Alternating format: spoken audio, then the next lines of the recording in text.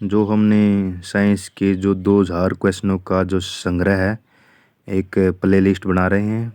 और जो आने वाले हर एग्ज़ाम में, जिसमें लगभग हर एग्ज़ाम, चाहे वो यूपीएससी का हो, चाहे वो स्टेट पीसीएस का हो, या किसी भी स्टेट जो पब्लिक सर्विस कमीशन है उससे रिलेटेड हो, साइंस में विशेषकर बायोलॉजिस्ट में 10 या 15 क्वेश्चन का वेटेज हर एग्ज़ाम में रहता है। और आप इस सीरीज़ को फॉलो करें। अगर आपको वीडियो या मेरा प्रयास अच्छा लगता है उस चैनल सब्सक्राइब करें। चलो शुरू करते हैं। हमारा नेक्स्ट क्वेश्चन 151वां। 150 क्वेश्चन हम कर चुके हैं। अगर आपको पहले क्वेश्चन देखने तो हमने प्ले लिस्ट बना रखी है, उसमें जाकर देख सकते हैं। ज़रूर फॉलो करें। और जो धीरे धीरे मैं यूपीएससी सोशलॉजी ऑप्शनल कवर करूँगा, जिससे मैंने लिख कर 245 स्कोर किया है हिंदी मीडियम में, आप भी उसका फ़ायदा उठाएंगे। इसके लिए आप चैनल को सब्सक्राइब और फॉलो करें। धन्यवाद दोस्तों। चलो स्टार्ट करते हैं। क्वेश्चन नंबर हमारा 151वां है। निम्नलिखित में से कौन सी ग्रंथि अंत और बाह्य स्रावी दोनों है? Very important question. ऑप्शन है ए यकृत, बी पैनक्रियाज, सी थाइमस और डी थायराइड। तो इसका राइट आंसर क्या है? पैनक्रियाज, जिसको हम अग्नाशय कहते हैं। ये एक ऐसी ग्रंथि है जो अंतस्रावी भी है और बाह्य स्रावी भी है। वैसी ग्रंथि जो नलिका युक्त होती है उसको बाह्य स्रावी कहते हैं, और जिस प्रकार यकृत कह सकते हैं। और वैसी ग्रंथि जिसमें नलिका नहीं होती उसको एंडोक्राइन यानी अंतस्रावी ग्रंथि कहते हैं। जो बाह्य स्रावी होती हैं वो एंजाइम उत्पन्न करती है, और जो अंतस्रावी है वो हार्मोन उत्पन्न करती हैं। अंतस्रावी में कौन कौन सी है? पिट्यूटरी, थायराइड हमारे शरीर में हार्मोन उत्पन्न करती हैं, जो हमारे शरीर के विभिन्न कार्यों पर नियंत्रण रखते हैं। नेक्स्ट हमारा क्वेश्चन है 152वां। डायबिटीज इंसिपिड्स रोग होता है। डायबिटीज इंसिपिड्स रोग होता है ग्लूकोज की कमी से, इंसुलिन की कमी से, थायरोक्सिन की कमी से, उपरोक्त में से कोई नहीं। जो डायबिटीज इंसिपिड्स रोग होता है वो इंसुलिन की कमी से होता है। और जो थायराइड ग्रंथि है वो अग्नाशय ग्रंथि है, वो हमारे शरीर में थायरोक्सिन हार्मोन जो अग्नाशय ग्रंथि है वो हमारे शरीर में इंसुलिन के स्तर को नियंत्रित रखती है। थायरोक्सिन हार्मोन थायराइड ग्रंथि द्वारा नियंत्रित किया जाता है। नेक्स्ट हमारा क्वेश्चन है, रक्त में हार्मोन निम्नलिखित में से किस तरह उपस्थित रहते हैं? ए डिनर, बी मोनोमर, सी पॉलीमर, डी उपयुक्त में से सभी तरह की। तो राइट आंसर क्या है इसका? डी। रक्त में हार्मोन डिनर, मोनोर, पॉलीमर सभी प्रकार के होते हैं। राइट आंसर हमारा डी आता है। जो रक्त में हार्मोन है वो डिनर, मोनोमर, पॉलीमर सभी प्रकार के होते हैं। नेक्स्ट क्वेश्चन हमारा 154वां। गर्भ निरोधक गोलियां में अधिकतर क्या होता है?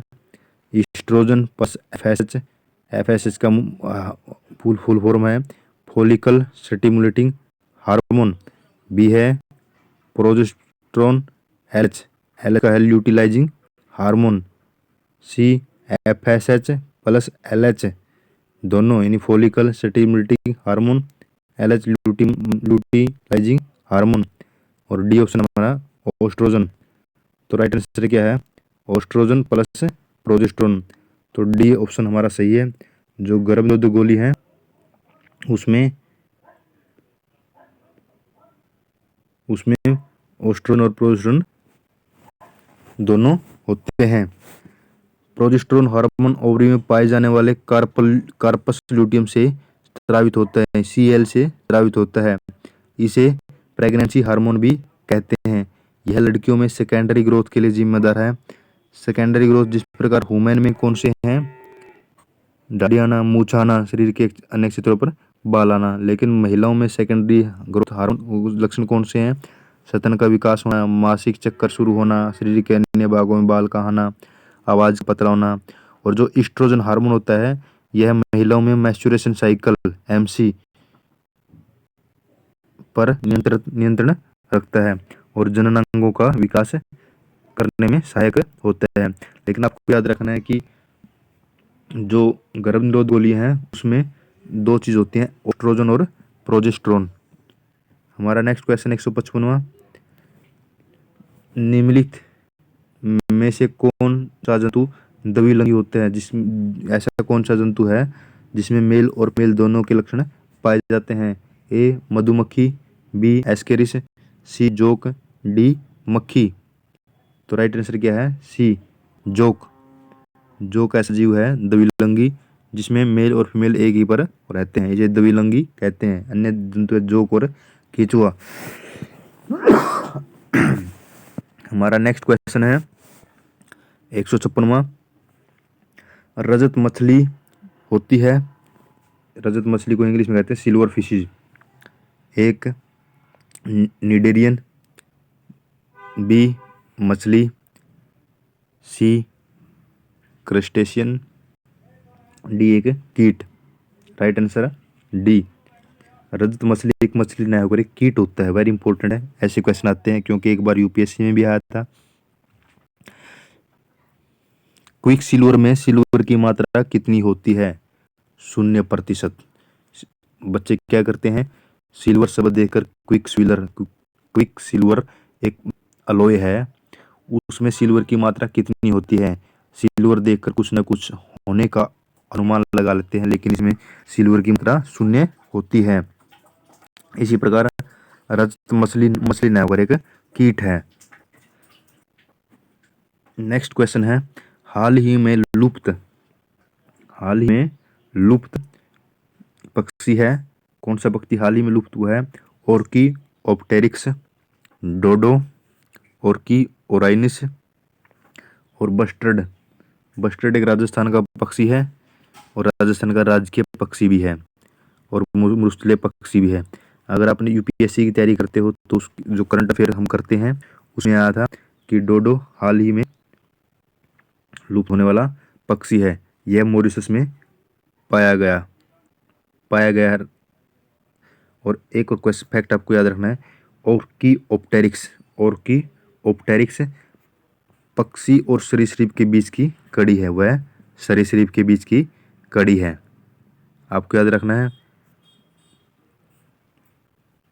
नेक्स्ट हमारा क्वेश्चन है, वृद्धि हार्मोन स्वचालित होता है सेक्स ऑर्गनों से, एड्रिनल से, पिट्यूटरी से। हमने पहले भी किया है। जो वृद्धि हार्मोन है पिट्यूटरी ग्रंथि, जिसको मास्टर ग्रंथि कहते हैं, मस्तिष्क में स्थित होती है और ये हमारे शरीर की जो वृद्धि को नियंत्रित करता है।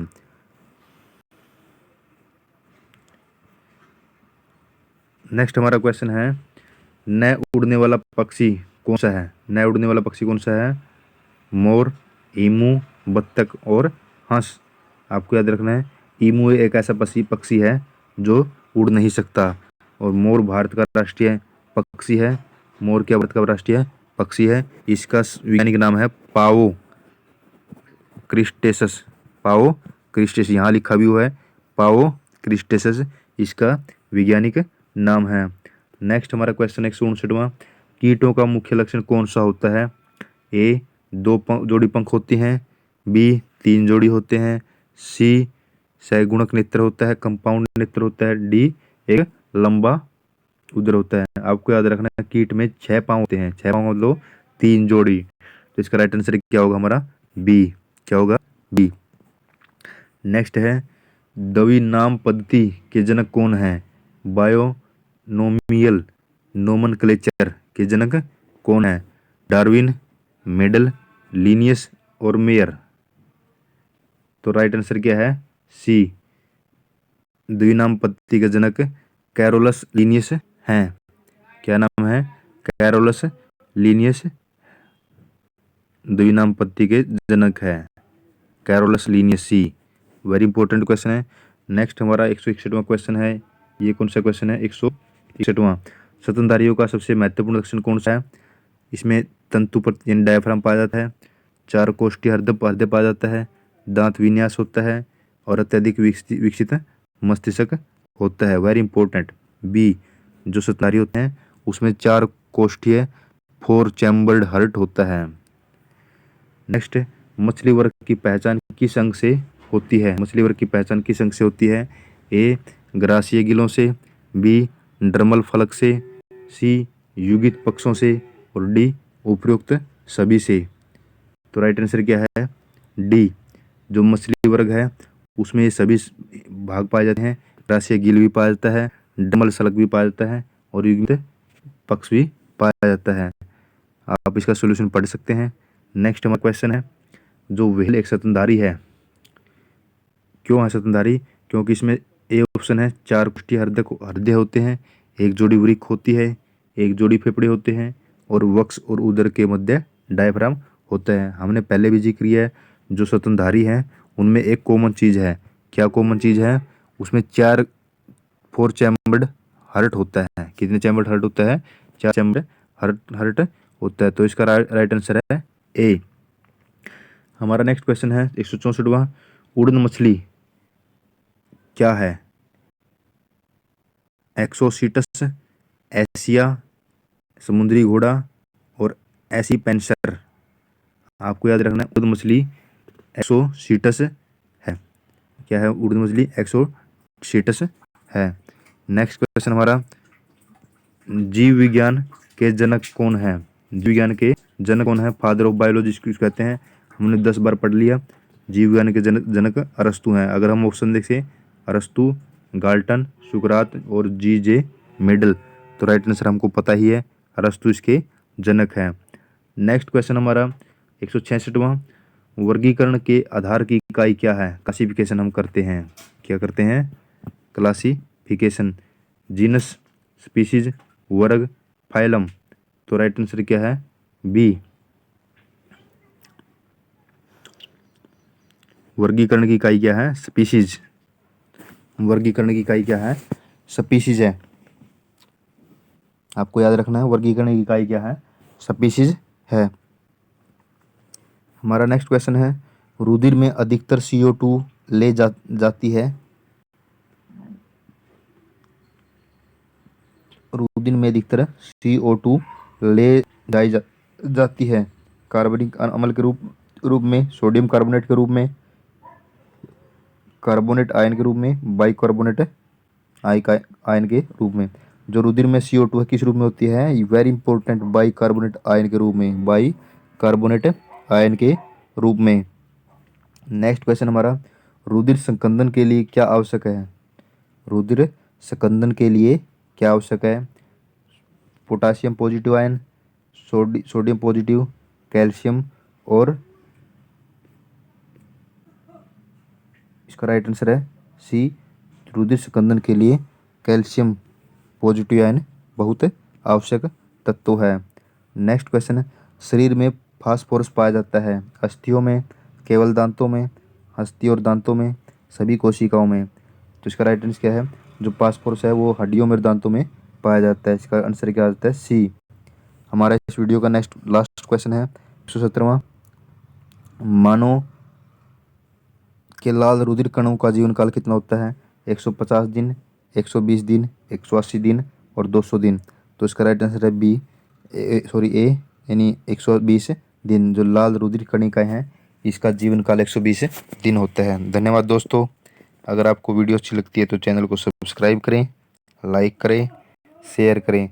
अगर आप जो 2000 क्वेश्चनों का संग्रह है, तो हमने जो पहले क्वेश्चन कर रखे हैं 150, वो प्ले लिस्ट में जाकर देख सकते हैं। धन्यवाद दोस्तों।